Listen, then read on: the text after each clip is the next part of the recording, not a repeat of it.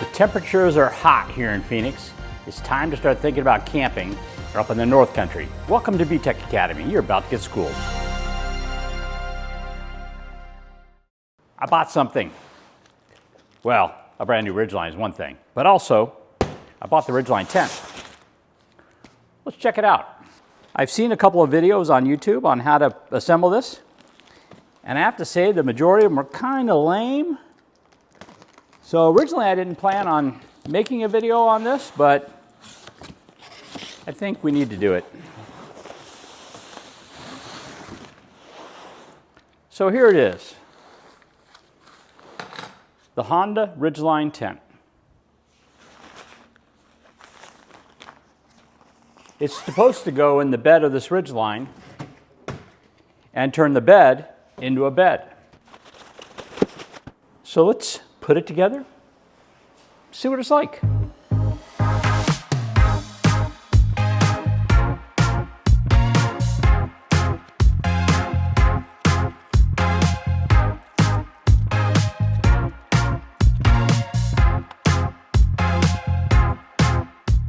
That's what I was looking for. Bed Tent Users Information Manual, the booklet that shows how to put it together. Let's take a closer look. All right, we've got a bunch of tent stakes, and they seem to be color-coded. We'll see how that works out. We have our instructions, and we have a little hardware bag.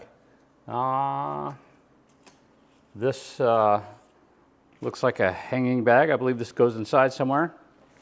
Have a few tie-down straps, and these little plastic plugs, I'm not sure what they do, and a couple of tie-down straps as well. So let's look at the instructions and get to it. Here's a place to put your key. Key fob should be placed in the rear side pocket to the tent to ensure smart entry system is not activated while the tent is in use. So somehow putting the key over here prevents people from unlocking it, as if then you had it in your pocket or something like that. Interesting. Lower the tailgate, and here we go. We're going to start off by laying it flat in the bed.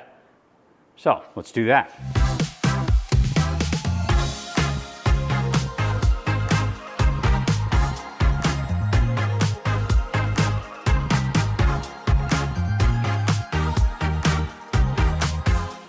Okay, we've got it all laid out. Want us to drape it up over the edges, and then we have locate the tent side straps, 3 per side, loosely attach each strap to the vehicle. So, looks like they have little places they hook onto. So let's do that next.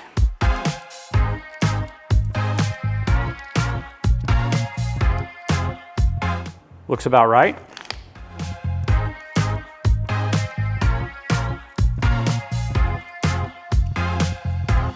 Step 1, 2, and 3 are complete. Next, the 3 tailgate straps. Lift the tailgate if necessary and slide the 3 straps with male clips between the bed and the tailgate. Connect each strap with a male clip to the corresponding strap with a female clip. So, from what I understand, this is the one thing they were pretty clear about, is in order to drop these clips through here, it was best to lift the tailgate to about 45 degrees. That made it easy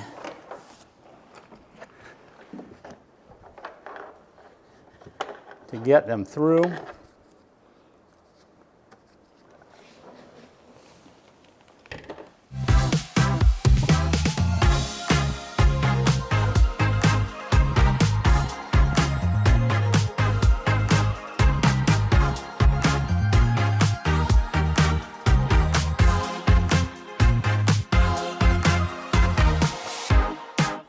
That was step 4. 5. Assemble the 6 tent poles by unfolding each section. All right.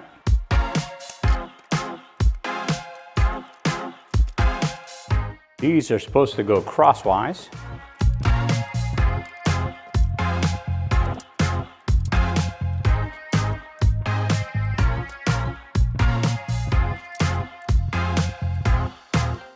It says here that our blue ones are corner to corner. The gray long one is a tailgate, so I assume it goes like that. The gray short one is the rear cab, so that should be up there. The green are side to side, and the black are inside. Oh, so there's one that goes inside as well. Probably helps with structural rigidity. All right, it says, insert the different colored tent poles into the corresponding color sleeves in the order shown. All right, the tent poles may get stuck in the sleeves. Do not force the poles, gently slide the pole through the sleeve. There are actually color coding. You can see right here, this sleeve right here. The tent pole is going to go in there. So that's a blue one. And it goes through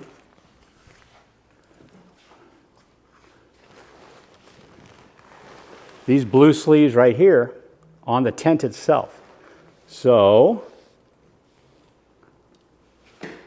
might be a little too long for my narrow garage. Well, let's give it a try.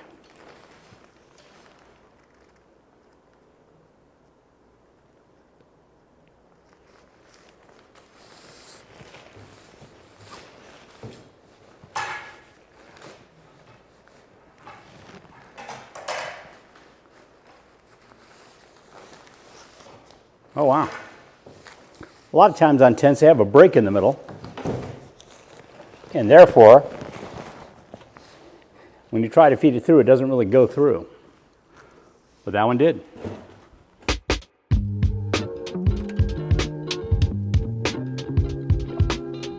That was A. Next is slide the green pole through the sleeve and the roof of the tent from side to side. That would be this middle one, I'm assuming. Yep. Have I ever told you I'm colorblind?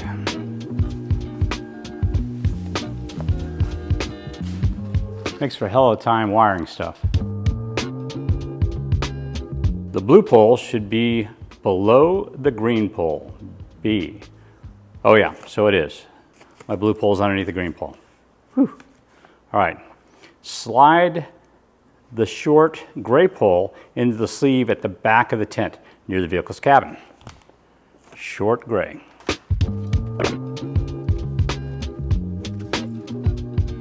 Bit of a challenge there, sticking it through the hole. And I'm assuming it's going to go over,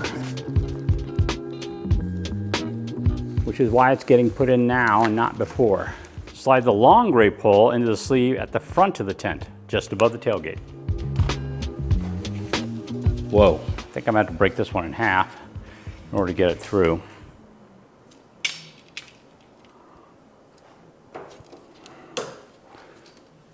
Otherwise, it's not going to fit in here.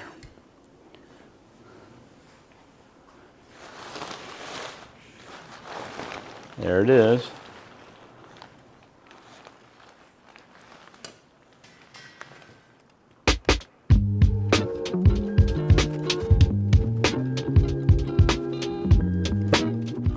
This is probably where I need a second person. All right, so that is step 6. Step 7, insert the tent poles into the pole pockets in the order shown. Green pole side to side first, into the webbing pockets above the window. Insert the blue pole corner to corner into the pocket near the vehicle's cabin, and insert the other end into the pocket by the tailgate. Then repeat. Starting to take shape.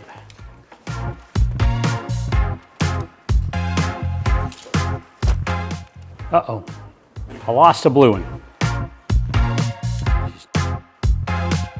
Insert the end of the short gray pole, cabin side, into the grommet hole on the tab near the side of the tent. Repeat on the other side. Short gray. On this one, we actually insert into a grommet. Let's go look. Right here in this grommet.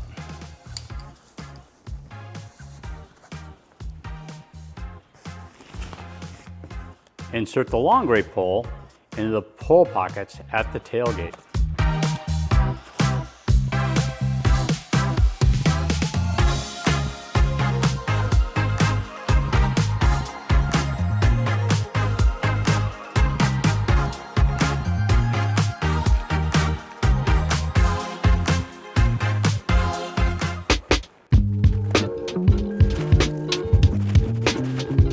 Next is insert the black pole into the pole pocket above the door and rear cabin access inside the tent. All right. Well, here we go.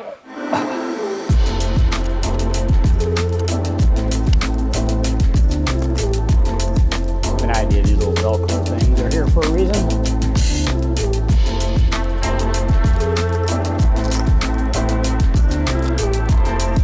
My next step is to attach all the pull clips to the temp holes. That's these things right here.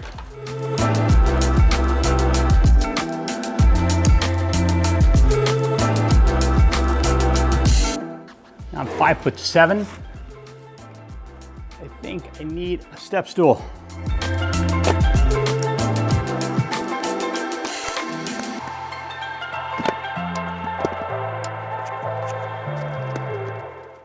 Ah, interesting.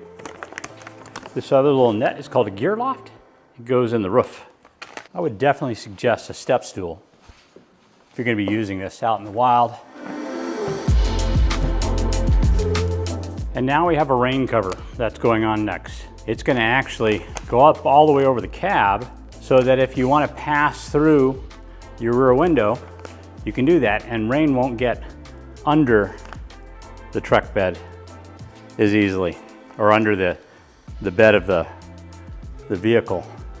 For the most part, this overhangs the edges, so it should be difficult for water to get underneath your tent because even waterproof stuff, sometimes when you are smashing down on it between the water thing, then water tends to seep through. But this rain fly should help keep it from getting through. So that would be this right here. See what it says. With the zipper side facing the rear, place the rain cover over the tent and attach the rain cover to the tent with 6 straps. Tighten the straps as needed. My guess is the rain fly is going to be the most difficult part of this whole installation.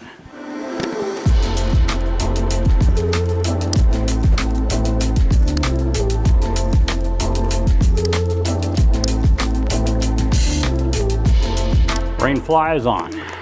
Next is our awning pole caps. So these things are the parts I didn't put together again. Interesting, I have 2 extra poles. Not sure what to do with those. Maybe I missed something. Aha, I see. These are for adjustment.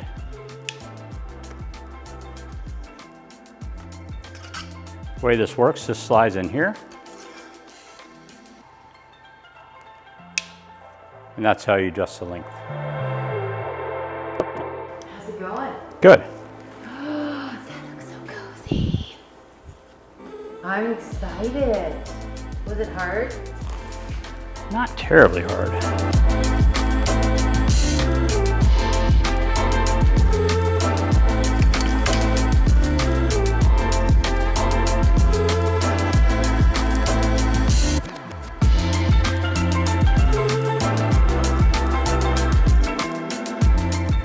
Well, this is our finished tent. I'm gonna need a step stool to get up in and out of this. I need to figure out what these are for.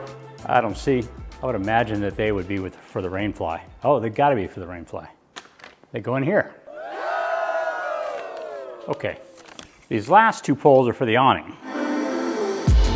This allows it to have rigidity without having to stake it out to the ground.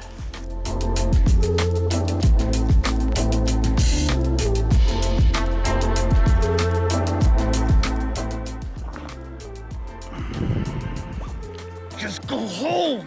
That's your home. I need to shorten them about 1 inch.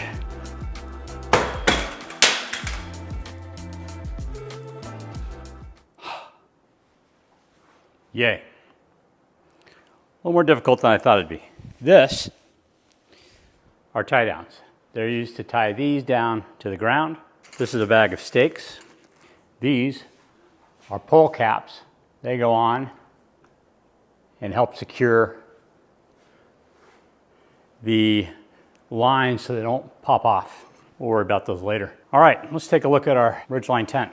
Okay, it's big enough for a queen size mattress to lay down inside here. You'll notice here, there's a zipper. This zipper goes all along the floor. The purpose of the zipper is you can now get to your trunk underneath. So by unzipping and flipping up your mattress, and this, we can now get to our underbed trunk. Over here is a gear bag. If you place your keys in there, your automatic door locks won't function. Over here is another zipper. It allows me to get into here. Underneath this is a panel that has a 120 volt outlet. We can connect things to it, chargers, fans, anything we might need for a little bit more creature comfort. Notice forward, that window right there that unzips, that allows us passage into our cabin, because this particular model of Ridgeline has a rear sliding electric glass door that we can open up and use if we want to try and pass things through the back of the vehicle. As you can see, it pretty much comes over the edges. So this should prevent water really from getting underneath and creating an issue with the bottom of the tent getting soaked. The rain fly comes up over top so that we can pass through here without getting wet. But here is our tent, fully assembled and ready for some camping. I can't wait to go. The rain fly, by the way, attaches under here to the door handles. Time to take the CRVs and the Ridgeline out for some cool weather camping. Think about liking and subscribing, and I want to thank you very much for clicking on us.